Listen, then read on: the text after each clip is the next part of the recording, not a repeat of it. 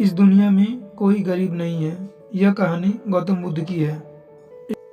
एक समय की बात है, भगवान गौतम बुद्ध एक गांव में धर्म सभा को संबोधित कर रहे थे। लोग अपनी तरह तरह की परेशानियां उनके पास लेके जाते और खुशी खुशी उनका हल लेकर वहां से वापस लौट आते। उसी गांव के सड़क के किनारे एक व्यक्ति बैठा रहता था तथा महात्मा बुद्ध के उपदेश शिविर में आने जाने वाले लोगों को बड़े ध्यान से देखता और उसे बड़ा आश्चर्य होता कि लोग अंदर तो बड़े दुखी चेहरे लेके जाते हैं और जब वापस आते हैं तो उनके चेहरे पर बड़ी खुशी दिखाई देती है। उसने सोचा कि अंदर ऐसा क्या होता है जिससे लोग दुखी होकर जाते हैं और बाहर आते समय उनके चेहरे पे खुशी होती है। उस गरीब को लगा क्यों न मैं भी अपनी समस्या भगवान के समक्ष रखूं। मन में यह विचार लिए वह भी महात्मा बुद्ध के पास पहुंचा। लोग लाइनों में खड़े होकर अपनी समस्या बता रहे थे और जब उसकी बारी आई तो उसने सबसे पहले महात्मा बुद्ध को प्रणाम किया और फिर कहा, हे भगवान, इस गांव के लगभग सभी लोग खुश और समृद्ध हैं, फिर मैं ही क्यों गरीब हूं।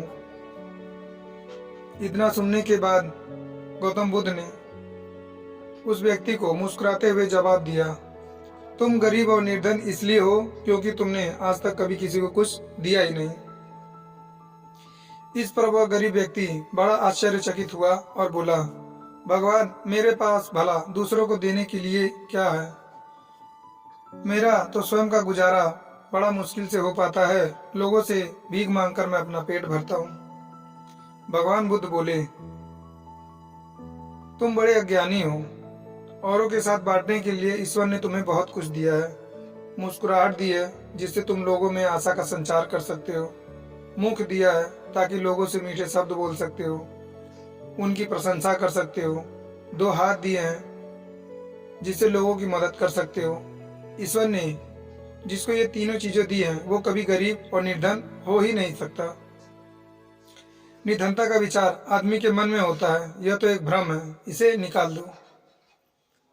कभी भी मन में निर्धनता का भाव उत्पन्न न होने दो, गरीबी अपने आप दूर हो जाएगी। भगवान बुद्ध का यह उपदेश सुनकर आदमी का चेहरा चमक उठा और उसने इस उपदेश को अपने जीवन में उतारा और वह फिर खुशी खुशी अपना जीवन गुजारने लगा। तो इस कहानी से हमें यह सीख मिलती है कि इस दुनिया में कोई गरीब नहीं है। अपने मन से ये भ्रम निकाल देना चाहिए कि हम गरीब हैं। ऐसी और वीडियो देखने के लिए हमारे चैनल को लाइक, शेयर और सब्सक्राइब जरूर करें।